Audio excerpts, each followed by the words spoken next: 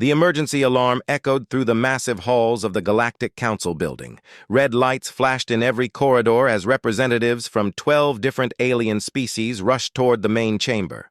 Some walked on two legs like humans, others crawled on multiple limbs, and a few floated using advanced technology.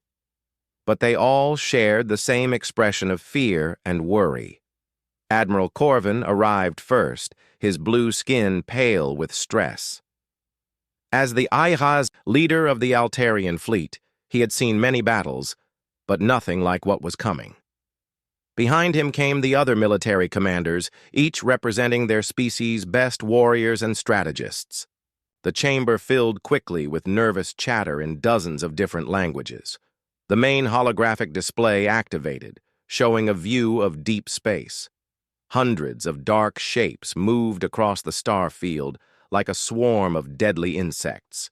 Each ship was the size of a small city, covered in weapons and armor plating that gleamed under the light of distant suns. This was the Draknari Empire's war fleet, and it was heading straight for the Epsilon system.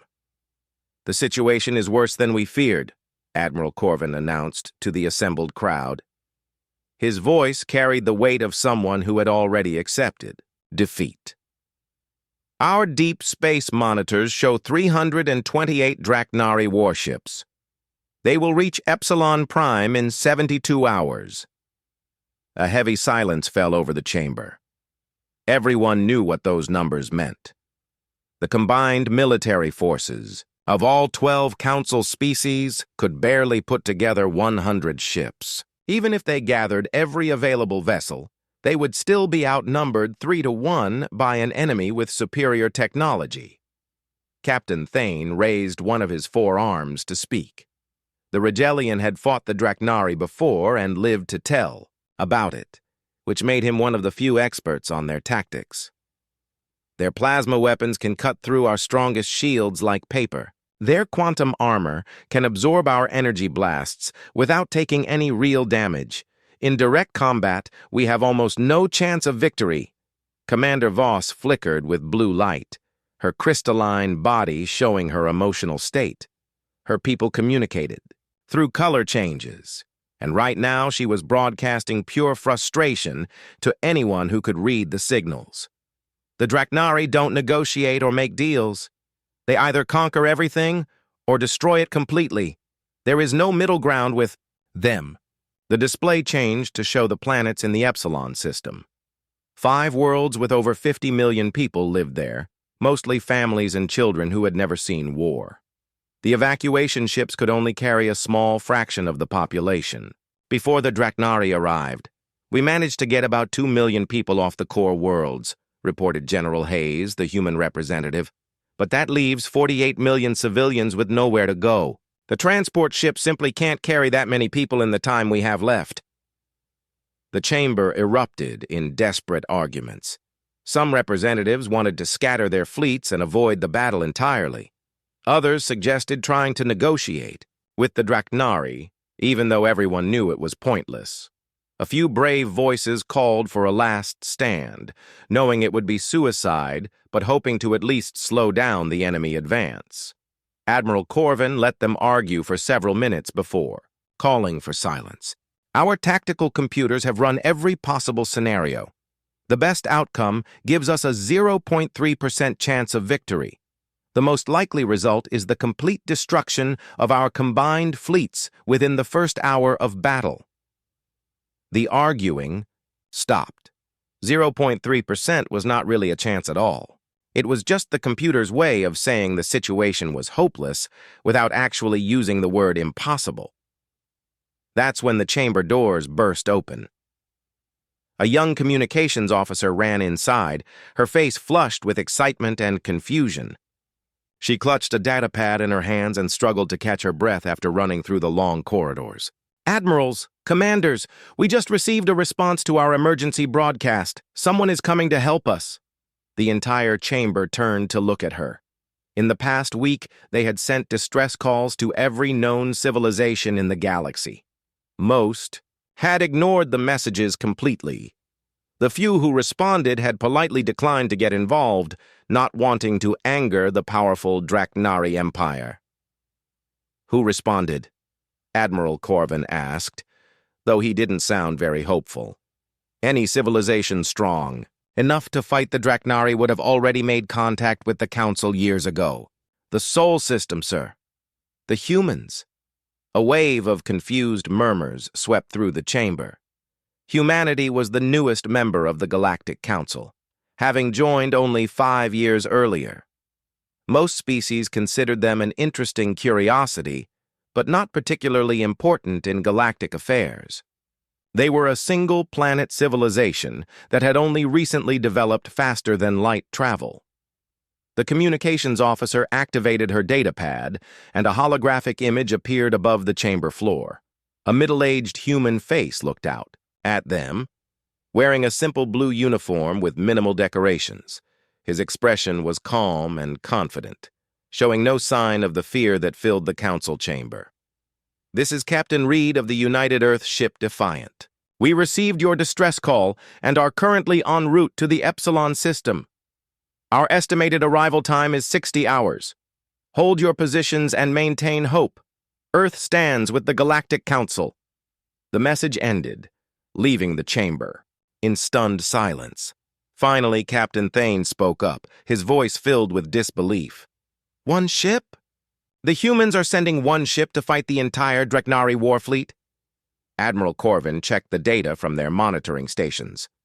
"According to our records, the UES Defiant is their largest military vessel. It's roughly equivalent to one of our heavy cruiser-class ships. Maybe 800 meters long. Crew of about 40 to 50 beings." Commander Voss's crystalline body flashed with colors that indicated confusion and concern. Do they understand what they're facing? A single human ship against over 300 Draknari dreadnoughts?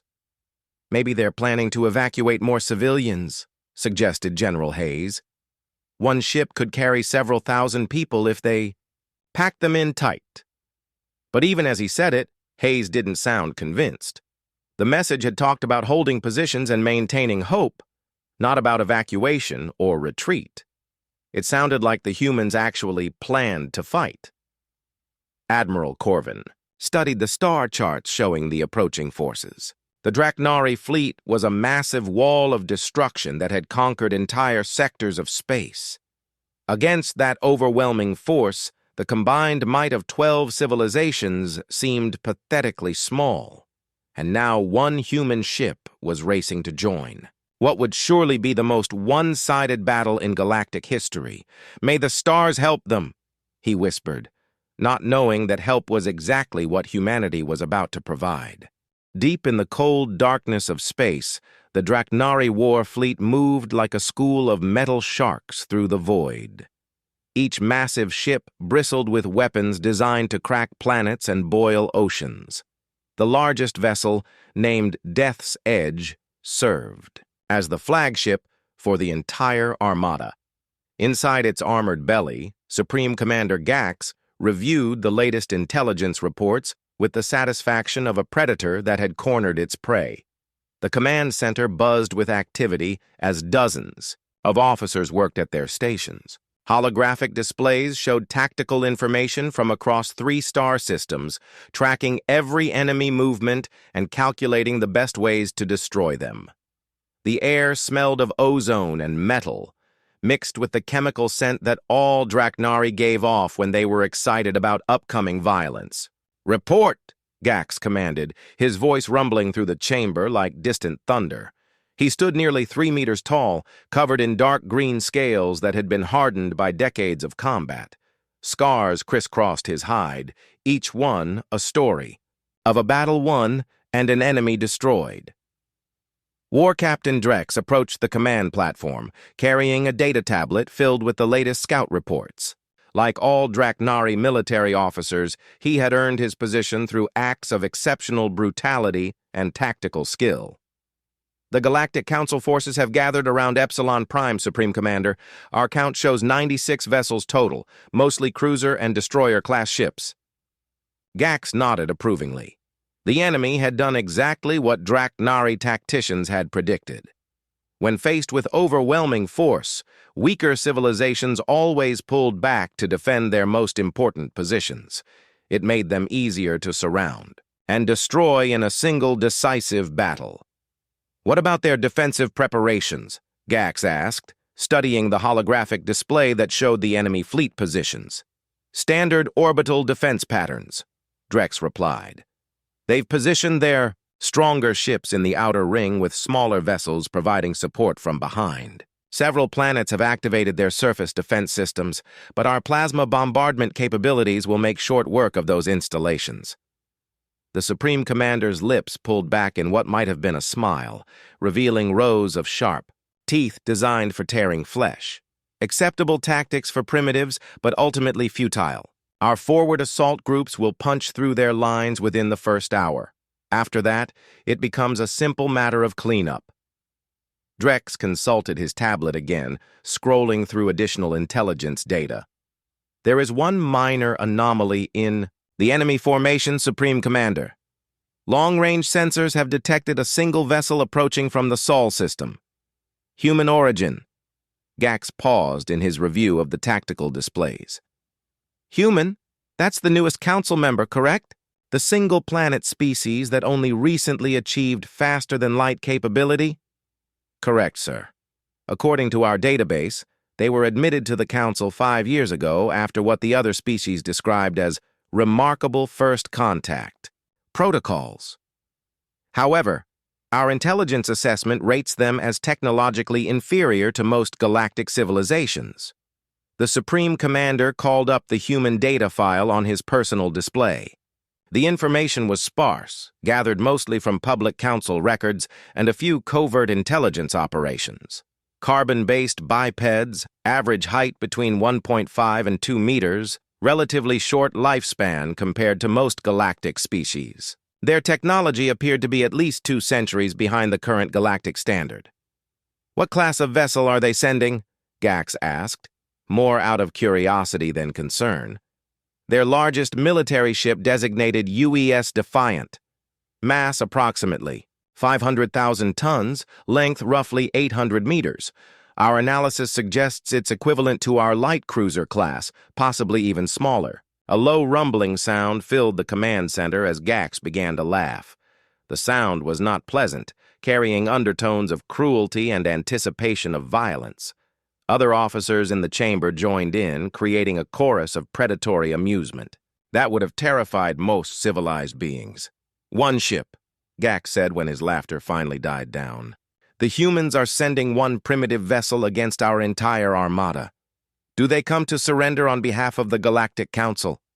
War Captain Drex checked his data again before responding. "Unknown, Supreme Commander. The vessel maintains communication silence and continues on a direct intercept course. Intelligence estimates their arrival approximately 18 hours before our own forces reach the battle zone." Gax waved one massive clawed hand dismissively. "Perhaps they hope to die gloriously alongside their new allies. If so, we shall grant them that honor. A single primitive ship poses no threat to 300 of our finest warships." The tactical display updated to show the human vessel's projected course. Unlike the Galactic Council fleet, which had pulled back to defensive positions around Epsilon Prime, the human ship appeared to be heading directly toward the Draknari formation.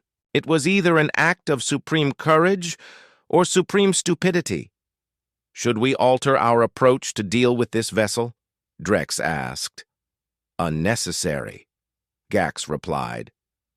"We'll destroy it as we pass by. Perhaps use it as target practice for our newer weapon systems. Continue with Battle Plan Omega-7. All ships maintain current formation and speed." The command center returned to its normal activity level as officers continued preparing for the upcoming battle. Weapon systems were tested and retested. Shield generators were calibrated, and targeting computers were updated with the latest intelligence on enemy positions. Everything proceeded according to standard Draknari doctrine, which had served them well in conquering half the galaxy. What none of them realized was that the human ship racing toward them represented something entirely new in galactic warfare. For thousands of years, space combat had evolved along predictable lines. Bigger ships carried more powerful energy weapons and stronger defensive shields. Battles were fought at long range with plasma beams and quantum torpedoes, decided by which side could generate more raw firepower. Every civilization had developed similar solutions because they all faced the same basic problems of space combat. How do you deliver destructive force across vast distances? How do you defend against energy weapons? How do you coordinate massive fleets in three-dimensional battlefields? The answers had become standardized throughout the galaxy.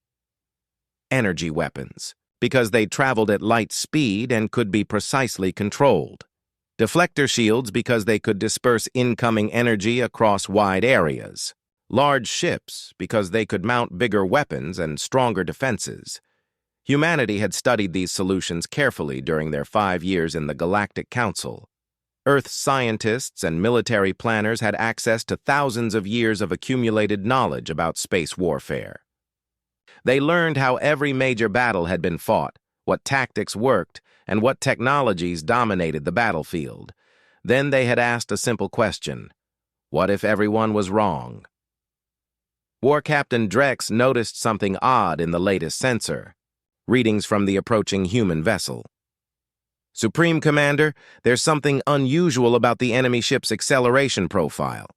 They appear to be traveling faster than our projections suggested possible for a vessel of their size and presumed technology level. Gax glanced at the data without much interest. Perhaps their engines are more advanced than our intelligence, suggested. It matters little. One ship cannot stand against our armada, regardless of how fast it travels. Of course, Supreme Commander, Drex agreed, though something about the readings still bothered him. The human ship was maintaining a velocity that should have been impossible for its apparent mass and power output. Either their intelligence was wrong about human technology, or the humans had made some kind of breakthrough that the rest of the galaxy hadn't achieved. But even if that were true, what could one ship accomplish against 300? The mathematical reality of combat was simple. More ships meant more weapons meant more destructive capability, and more destructive capability meant victory. This was the foundation of Draknari military doctrine, and it had never failed them. The Death's Edge and its escort fleet continued their relentless advance toward the Epsilon system, confident in their overwhelming superiority. Behind them followed the rest of the Armada, hundreds of ships carrying enough firepower to sterilize entire worlds. Somewhere ahead of them, a single human vessel raced through the darkness, carrying with it the hopes of 50 million civilians and the combined military, forces of 12 civilizations. To any rational observer, the outcome was already decided. The only question was how quickly the slaughter would end. Supreme Commander Gax settled back in his command chair, already planning the victory celebration that would follow the battle. Soon, the Galactic Council would learn what happened to those who opposed the Draknari Empire. And if one foolish human ship wanted to join them in death, that was perfectly acceptable. The bridge of the UES Defiant hummed with quiet activity as 43 of Earth's finest military personnel prepared for what would become the most important battle in human history. Unlike the panic and fear that filled the Galactic Council, fleet communications. The human crew worked with calm precision, each person focused on their specific duties. Lieutenant Hayes monitored the navigation systems from her station near the main view screen. Numbers scrolled across her displays showing distance, velocity, and projected intercept coordinates. Range to target fleet, 2 million kilometers and closing fast, she reported in a steady voice. They're maintaining standard attack formation, just like the tactical manuals described. The main screen showed the Draknari Armada as tiny points of light against the star field, but the ship's computers overlaid detailed information about each vessel. Size, estimated weapons capacity, shield strength, probable crew numbers, all the data that Earth's intelligence services had gathered over 5 years of careful observation and analysis. Captain Reed stood near the center of the bridge, his hands clasped behind his back as he studied the approaching enemy. At 52 years old, he had spent most of his adult life preparing for this moment, though he had never expected it to come so soon. His uniform was simple blue fabric with minimal decorations, a stark contrast to the elaborate military dress worn by most galactic civilizations. "Weapons status report," Reed requested, his voice calm and level. Lieutenant Chen looked up from the tactical station, her fingers dancing across control panels that monitored systems throughout the ship. "All packages are loaded and ready for deployment, Captain. Magnetic field generators are operating at full capacity. Targeting computers have locked onto priority vessels in the enemy formation." Reed nodded approvingly. For the past 5 years, Earth's brightest scientists and engineers had studied everything they could learn about galactic warfare. They had analyzed battle records, studied weapon technologies, and interviewed military officers from dozens of different species. What they discovered was that every civilization had evolved nearly identical solutions to the problems of space combat. Energy weapons dominated galactic battlefields because they traveled at light speed and could be precisely controlled. Deflector. Shields were universal because they could disperse incoming energy across wide surface areas. Large ships carried the most powerful weapons and strongest defenses, making them the most valuable assets in any fleet engagement. But Earth's military, planners had asked a different question. What if the entire galaxy was thinking about warfare in the wrong way? "Communications, establish a direct link with the Draknari flagship," Reed ordered. The main screen shifted to show the interior of an alien command center. Supreme Commander Gax filled most of the display, his massive reptilian form covered in dark scales and battle scars. Behind him, dozens of Draknari officers worked at stations that gleamed with advanced technology. Gax looked at the human captain with obvious amusement, his lips pulling back to reveal rows of sharp teeth. So the primitive species finally decides to speak. "Have you come to offer the surrender of your pathetic world?" "I'm Captain Reed of the Earth vessel Defiant," Reed replied politely. "You will immediately cease your advance on the Epsilon system and withdraw all your forces to Draknari space." The alien commander's laughter boomed through the bridge speakers, a sound like grinding metal mixed with predatory satisfaction. "You dare make demands of the Draknari Empire? Your single obsolete ship against 300 of our finest warships? What weapons do you carry, human? Chemical explosives? Kinetic projectiles? Perhaps you plan to ram us with your primitive hull?" "Actually, yes," Reed said simply. "We do plan to use kinetic projectiles." Gax's laughter grew louder. "Kinetic weapons?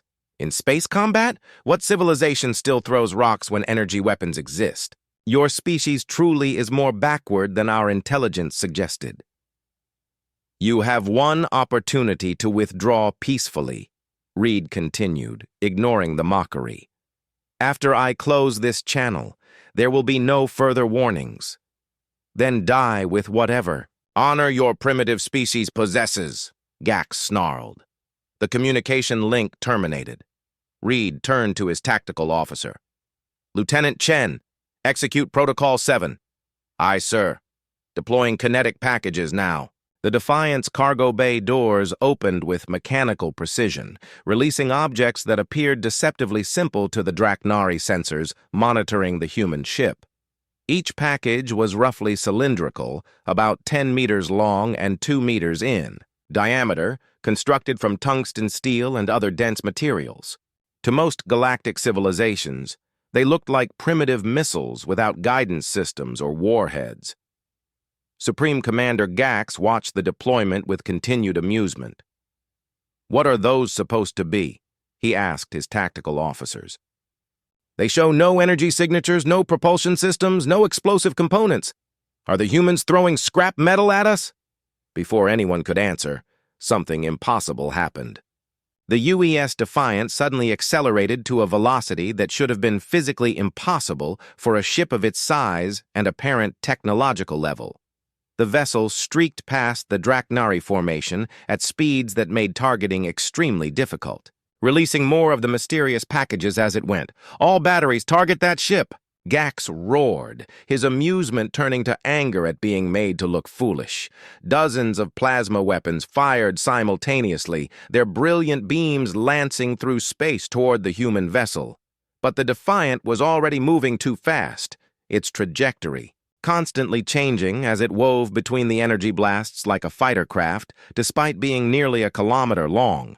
The Draknari gunners had trained for decades to hit targets that moved in predictable patterns at sublight velocities. They had never encountered anything that could accelerate and maneuver like the human ship was doing.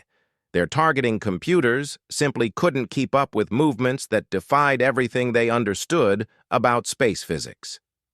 Then the first kinetic package struck its target.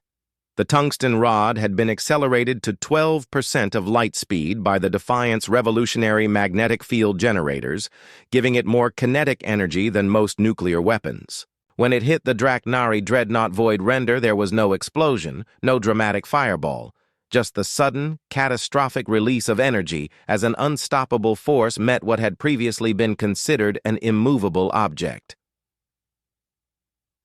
The Void Renders, quantum shields designed to deflect energy weapons and absorb massive amounts of heat, were completely useless against a physical projectile moving at relativistic speeds. The tungsten rod punched through the shields as if they didn't exist, then continued through the ship's advanced armor plating with barely any reduction in velocity. The impact site simply vaporized, creating a hole that extended completely through the massive vessel from bow to stern. Secondary explosions rippled through the ship as critical systems failed, power conduits ruptured, and structural supports collapsed under stresses they were never designed to handle. In less than 30 seconds, the Void Render, a ship that had conquered entire star systems, broke apart into expanding clouds of superheated debris. The Draknari fleet communications channels erupted in confusion and panic. Officers who had never experienced defeat struggled to understand what they had just witnessed. Their most advanced warship had been destroyed by what appeared to be a simple chunk of metal thrown by a primitive species that barely understood galactic technology. "How is this possible?" Gax demanded, his voice cracking with disbelief. "Our shield should stop any physical projectile." "Sir," one of his tactical officers reported with obvious fear, "the velocity readings on those projectiles they exceed anything in our combat experience. The impacts are generating energy levels comparable to antimatter explosions." Another kinetic package found its target, and the heavy cruiser Iron Fang vanished in a brief flash of released energy. The projectile had struck the ship's reactor core directly, and the resulting secondary explosion destroyed 2 nearby vessels as well. On the Defiant's bridge, Captain Reed received constant updates from his crew as they continued their deadly dance through the enemy formation. The ship's advanced computers calculated trajectories, predicted enemy movements, and coordinated the release of kinetic packages with mathematical precision. "Sir, they're beginning to spread their formation," Lieutenant Hayes reported. "Some vessels are breaking off, trying to flank our position." "Anticipated response," Reed replied calmly. "Lieutenant Chen, initiate Phase 2. "Activating proximity packages," Chen confirmed, her fingers moving across the tactical controls. Throughout the battlefield, the kinetic rods that had missed their primary targets suddenly revealed their true sophistication. Each package contained secondary systems that deployed clouds of smaller projectiles, creating deadly zones of high-velocity fragments that could shred any vessel unfortunate enough to enter their range. The Draknari fleet, accustomed to fighting at long range with energy weapons, found themselves trapped in a 3-dimensional minefield of moving projectiles that their sensors could barely track. Ships that tried to maneuver away from the human vessel ran directly into fragment clouds that tore through their hulls like paper. Supreme Commander Gax watched in growing horror as his mighty armada was systematically dismantled by tactics that galactic civilization had abandoned thousands of years ago. The humans weren't just using primitive weapons, they were using them with a level of sophistication and precision that turned simplicity into devastating effectiveness. "Impossible," he whispered, staring at the tactical display that showed nearly 50 of his ships already destroyed or crippled. "No single vessel can do this much damage." But the evidence was undeniable. The human ship continued its impossible maneuvers, releasing kinetic packages with deadly accuracy while avoiding every plasma beam fired in its direction. Each impact was calculated not just for maximum damage, but for maximum psychological effect on the surviving crews. The age of energy weapons and deflector shields was ending, and humanity had fired the first shot in a new era of galactic warfare. Panic spread through the Draknari fleet like wildfire as more ships vanished under the relentless kinetic bombardment. The communication channels, normally filled with disciplined military reports, now carried the desperate voices of captains who had never experienced anything like this level of destruction. Ships that had terrorized entire sectors for decades were being eliminated with surgical precision by a single human vessel using weapons that most civilizations considered obsolete. War Captain Drex gripped his command console as another shockwave. From a nearby explosion rattled his ship. Through the viewing ports, he could see the expanding debris clouds that had once been proud Draknari warships. "Supreme Commander, we've lost 68 vessels in the past 15 minutes. The human ship shows no signs of damage or reduced capability." Gax's scaled features twisted with rage and disbelief as he watched his tactical displays. Red markers indicating destroyed ships outnumbered the green ones showing active vessels. In 30 years of military service, he had never seen anything like this level of combat effectiveness from a single enemy unit. "This is impossible," he roared, slamming his massive fist against the command platform. "No ship can move like that. No weapon system can be that accurate. What kind of technology are the humans hiding?" Before Drex could respond, another kinetic projectile struck the heavy cruiser Bone Crusher amidships. The tungsten rod, moving at 12% of light speed, passed completely through the vessel in a fraction of a second. The ship's structure couldn't handle the sudden release of energy, and it folded in on itself like a crushed metal can before exploding outward in all directions. The fragments from the Bone Crusher's destruction peppered nearby vessels, damaging their hull plating and disrupting their formation. 3 smaller ships were forced to break off from the main group to avoid collision with the expanding debris field. On the bridge of the UES Defiant, Lieutenant Chen monitored the battle's progress with professional satisfaction. Her displays showed the positions of every enemy vessel, their current vectors, and the calculated impact points for the next wave of kinetic packages. "Sir, the enemy fleet is beginning to show signs of tactical breakdown. Several ships are operating outside their formation parameters." Captain Reed nodded, studying the holographic battle display that showed the Draknari fleet's deteriorating coordination. "They're trained to fight energy weapon duels at long range. Close-quarters kinetic bombardment is outside their tactical doctrine. Continue the attack pattern, but prepare to shift to precision targeting." "Aye, sir." Selecting high-value targets for individual engagement.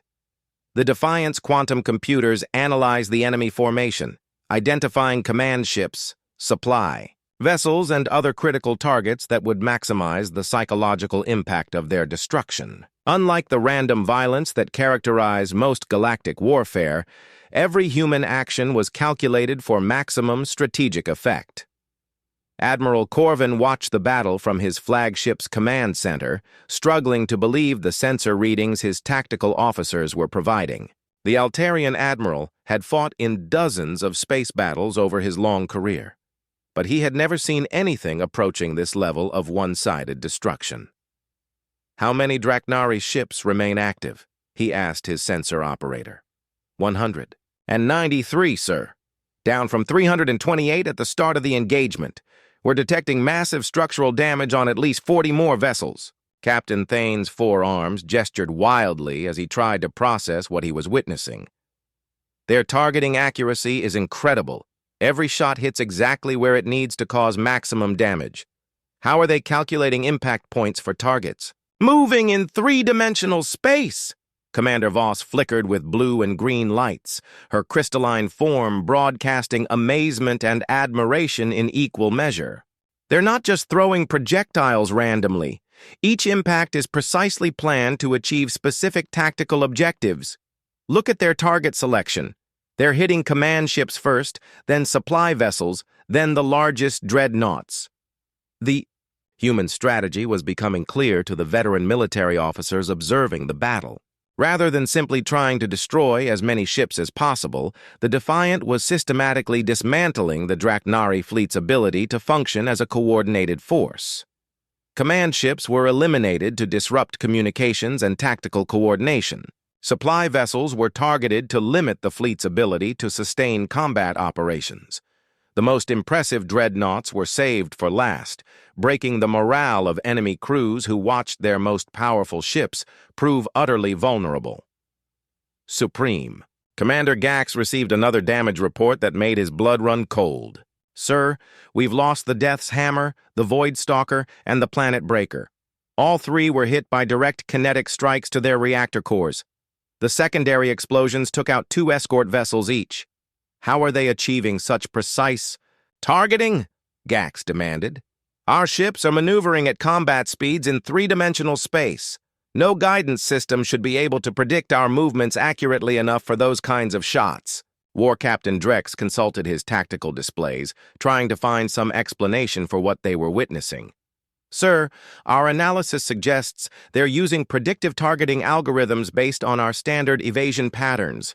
They've studied our tactical doctrine and are anticipating our movements before we make them. The horrible truth was beginning to dawn on the Draknari leadership. The humans hadn't just developed new weapons. They had studied galactic warfare extensively and found ways to exploit weaknesses that no one else had recognized. Every civilization used similar tactics because they had proven effective over thousands of years.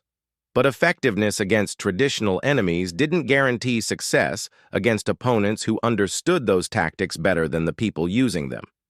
Another wave of kinetic packages streaked through the battle zone, and 3 more Draknari vessels vanished in flashes of released energy.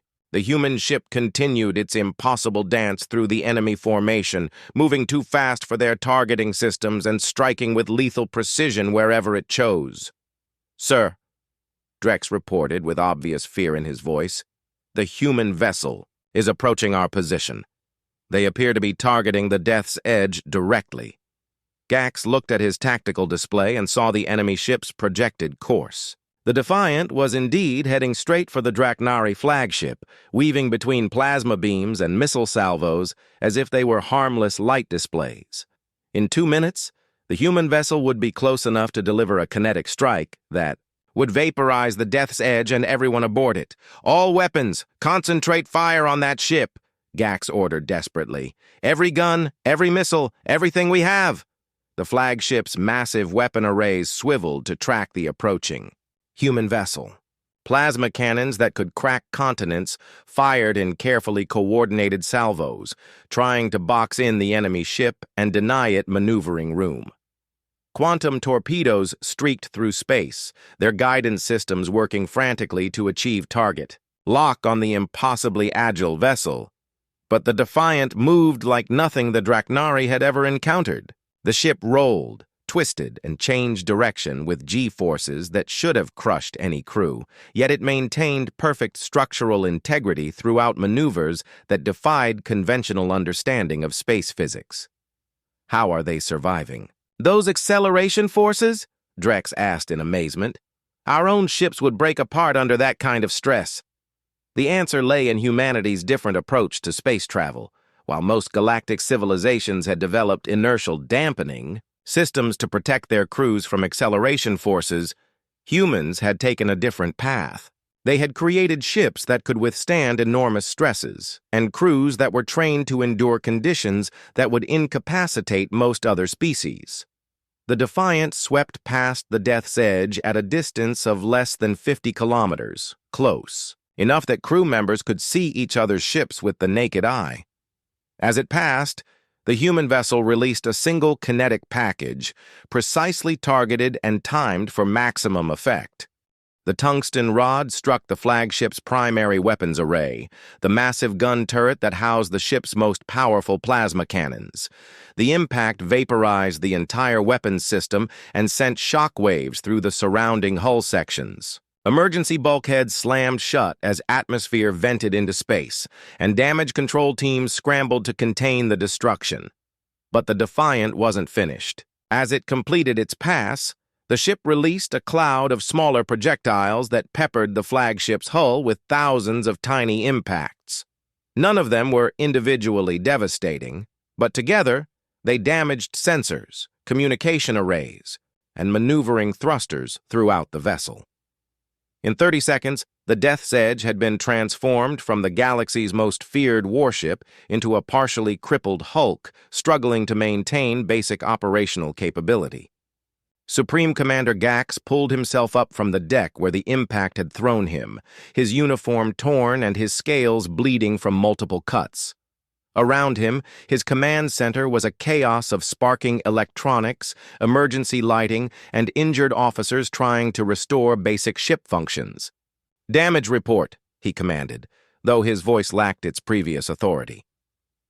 "Primary weapons offline," Drex reported, consulting a flickering tactical display. "Communications are operating at 30% capacity.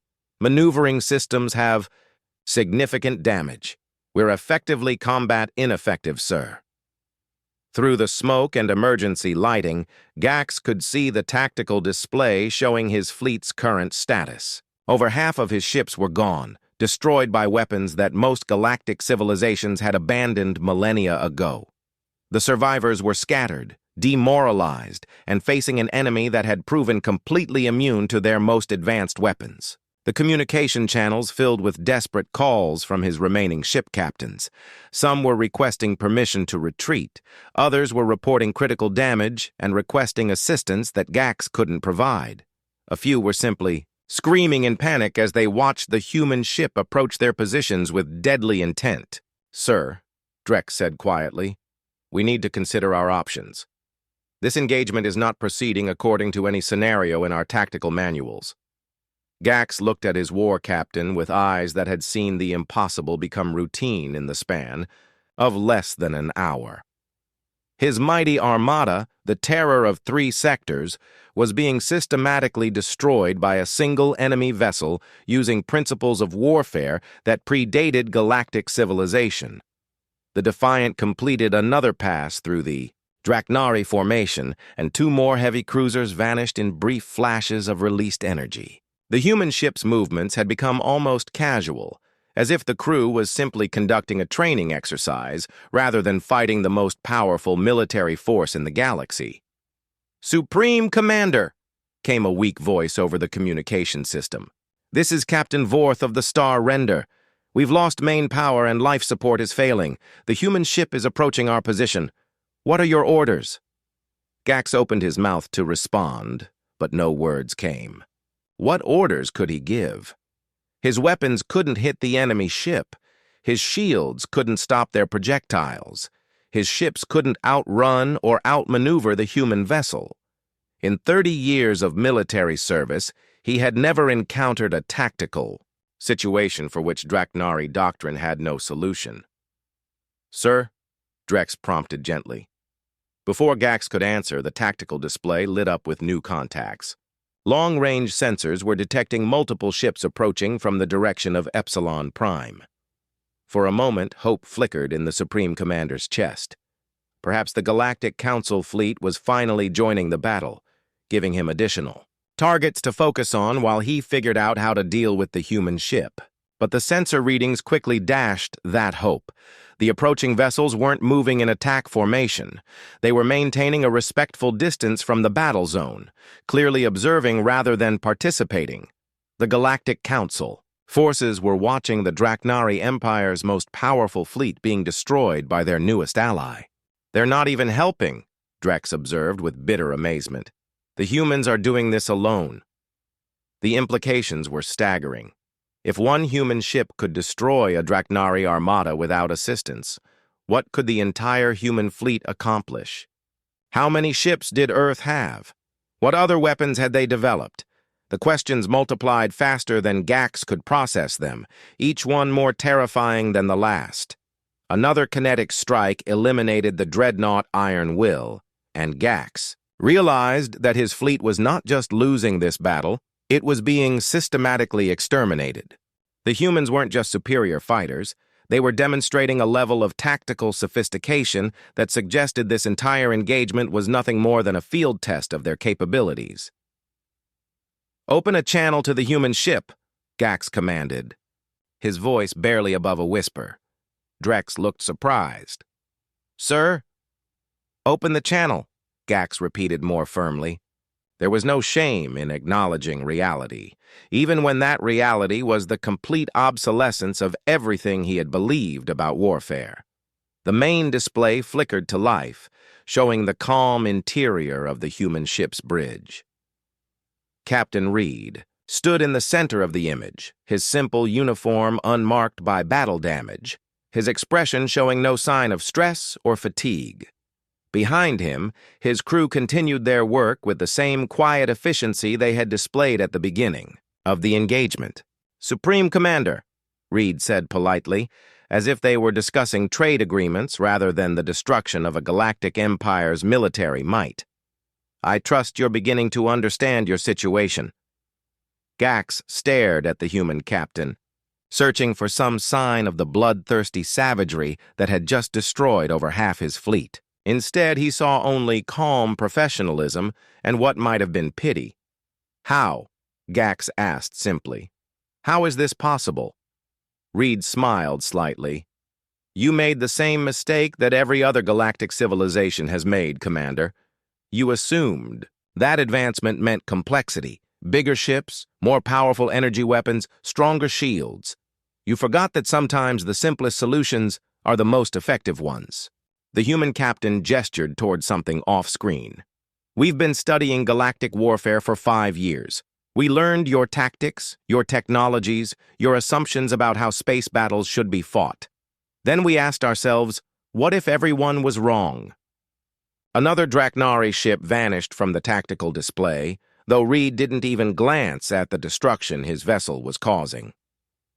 Kinetic weapons are simple, reliable, and incredibly effective when applied correctly. They don't require complex energy generation systems. They can't be stopped by deflector shields, and when you accelerate them to significant fractions of light speed, they carry more destructive force than most antimatter weapons. Gax felt something he had never experienced before in his decades of military service: complete tactical helplessness. "What do you want?" "That's a good question," Reed replied thoughtfully. "Right now, I'm demonstrating to the galaxy that the age of Draknari expansion is over. Your empire has built its power on the assumption that no one could match your military technology. Today you've learned that assumption was incorrect." The human captain's expression grew more serious. "But this doesn't have to end with the complete destruction of your fleet. You have a choice to make, Commander. You can continue fighting and lose everything, or you can make a different decision." Gax looked at his tactical display, watching. The red markers that represented destroyed ships continue to multiply. In another hour, there would be nothing left of the most powerful military force the Draknari Empire had ever assembled. "What kind of decision?" he asked, though he already knew the answer would reshape the balance of power throughout the galaxy. The silence that followed Captain Reed's question stretched across the void between the two ships like a physical thing. Supreme Commander Gax stared at the human captain's image on his flickering display, weighing options that all seemed to lead to the same inevitable conclusion. Around him, the bridge of the Death's Edge buzzed with the sounds of damage control efforts and emergency repairs that would never be enough to restore his flagship to fighting condition. War Captain Drex leaned close to his commander and spoke quietly. "Sir, Long-range sensors show 43 of our vessels have begun independent retreat maneuvers. They're not waiting for orders. Gax nodded slowly, understanding the implications.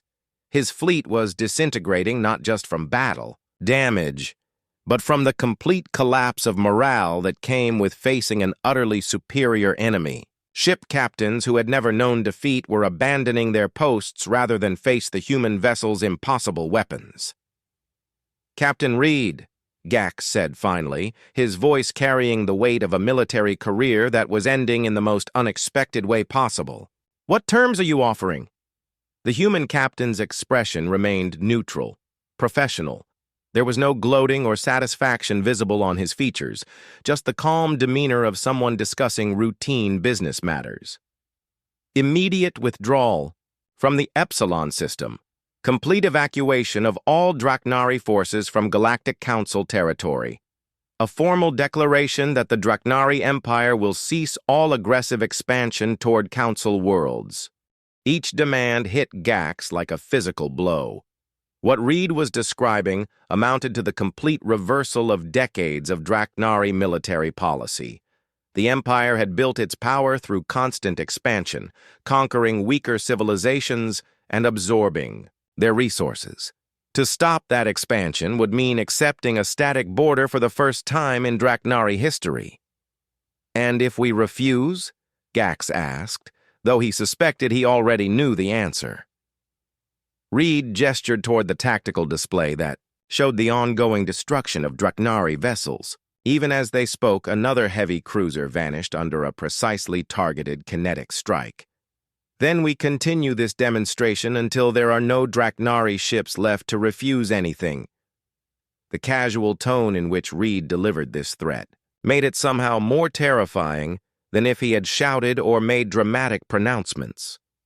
The human captain was simply stating facts, describing the inevitable outcome of continued resistance with the same emotion he might use to discuss weather conditions. Gax looked around his damaged bridge, seeing the faces of officers who had served with him for years. These were warriors who had conquered star systems and broken the military might of entire civilizations. Now they looked to him for guidance in a situation that had no precedent in Draknari military history. "How long do I have to decide?" Gax asked. "The decision is yours to make whenever you're ready," Reed replied. "But I should mention that every minute you delay costs more ships and more lives. My targeting computers have already selected the next 40 vessels for elimination." As if to emphasize the point, 2 more Draknari ships disappeared from the tactical display in quick succession. The Defiant had released a spread of kinetic packages that struck multiple targets simultaneously, demonstrating that the human vessel's destruction capacity was limited only by how quickly it could manufacture and deploy projectiles. Admiral Corvin watched the final phase of the battle from his command ship, struggling to process the implications of what he was witnessing. In less than 2 hours, a single human vessel had accomplished what the combined military forces of 12 civilizations couldn't achieve in direct confrontation with the Draknari Empire. "The psychological impact of this engagement will reshape galactic politics for the next century," observed Commander Voss, her crystalline form flickering, with complex color patterns that indicated deep thoughtfulness. "Every military strategist in the galaxy will be studying these tactical recordings." Captain Thane nodded his agreement, all 4 arms gesturing as he spoke. "They've demonstrated that our basic assumptions about space warfare were fundamentally flawed. Energy weapons, deflector shields, massive ships. None of it matters if your enemy approaches the problem from a completely different angle." The tactical communications channel crackled with a new transmission. Supreme Commander Gax's image appeared on the displays of every ship in the Galactic Council fleet, his scaled features showing the strain of accepting an impossible defeat. "This is Supreme Commander Gax of the Draknari Imperial Fleet. All Draknari vessels are ordered to cease hostilities immediately and begin withdrawal from the Epsilon system. We are accepting the terms offered by the human captain." The words seemed to stick in Gax's throat, but he forced them out with the discipline of a career military officer. The Draknari Empire formally declares an end to military operations against Galactic Council territory. Our forces will withdraw to Imperial space and remain there pending further diplomatic negotiations. Reed's voice came over the channel, calm and professional as always. Acknowledged, Supreme Commander, your surviving ships have safe passage to leave the system. Any vessel that deviates from direct withdrawal courses will be considered hostile and eliminated accordingly. The transformation of the battlefield was immediate and dramatic. Draknari ships that had been maintaining defensive formations suddenly broke off and began accelerating toward the edge of the system. Some vessels were barely functional, limping along on emergency power, with hull breaches sealed by temporary patches. Others maintained better condition but showed clear signs of battle damage from debris, impacts, and near-miss explosions. The UES Defiant ceased its attack runs and took up a patrol pattern, following the retreating fleet at a respectful distance to ensure compliance with the withdrawal order. The ship's weapons remained ready, but Captain Reed clearly considered the demonstration complete. Lieutenant Hayes checked her sensor readings and reported to the bridge crew. Sir, 112 Draknari vessels are currently leaving the system. We're detecting no hostile actions or course deviations. They appear to be complying with the withdrawal order. Maintain monitoring protocols, Reed ordered. Continue tracking until they reach the hyperspace jump point. I want to make sure they actually leave and don't attempt to regroup for another attack.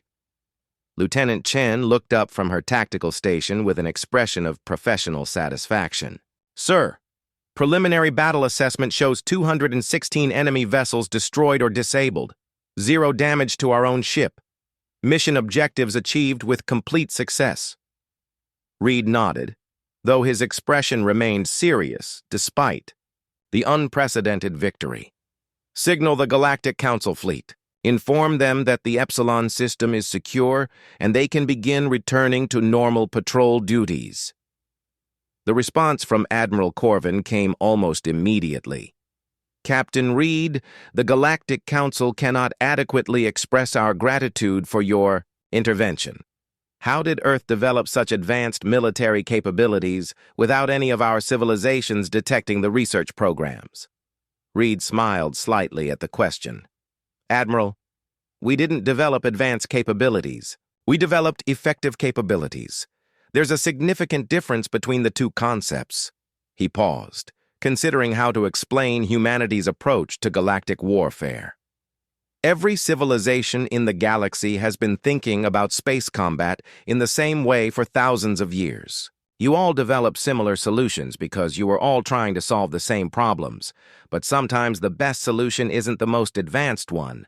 It's the one that works.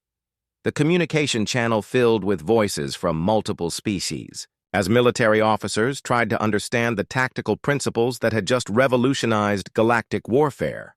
Questions about human technology, weapons development, and strategic doctrine flooded the frequencies as everyone sought to comprehend how a single ship had achieved the impossible. Captain Reed, came another transmission, this time from Commander. Voss, will Earth be sharing these weapon technologies with other Council members? Reed's expression grew more serious. That decision will be made by our government and military leadership, but I can tell you that Earth takes the defense of the Galactic Council very seriously. Any civilization that threatens Council worlds will discover that humanity doesn't limit itself to conventional approaches to warfare. The implications of Reed's statement rippled through the assembled fleet. Earth had just announced itself as the Council's protector, backed by military capabilities that had proven superior to the galaxy's most feared empire. The balance of power had shifted permanently, and every civilization would need to adjust their policies accordingly. As the last Draknari ships disappeared into hyperspace, Captain Reed looked around his bridge at the crew that had just changed galactic history. "Set course for Earth," he ordered. "Mission complete." The UES Defiant turned away from the battlefield, leaving behind the debris of an empire's ambitions and the beginning of a new era in galactic politics. Behind them, the Galactic Council fleet began the process of securing the Epsilon system, and protecting the 50 million civilians who had been saved by humanity's intervention. In the years that followed, military academies throughout the galaxy would study the Battle of Epsilon Prime, trying to understand how established principles of warfare had been so completely overturned. The answer was always the same. Sometimes. The most effective approach is the one nobody expects, especially when it comes from a species that refuses to accept that anything is impossible. The age of human influence in galactic affairs had begun not with conquest or domination, but with a simple demonstration that thinking differently could accomplish what thinking conventionally could not. One human ship had been more than enough to change everything.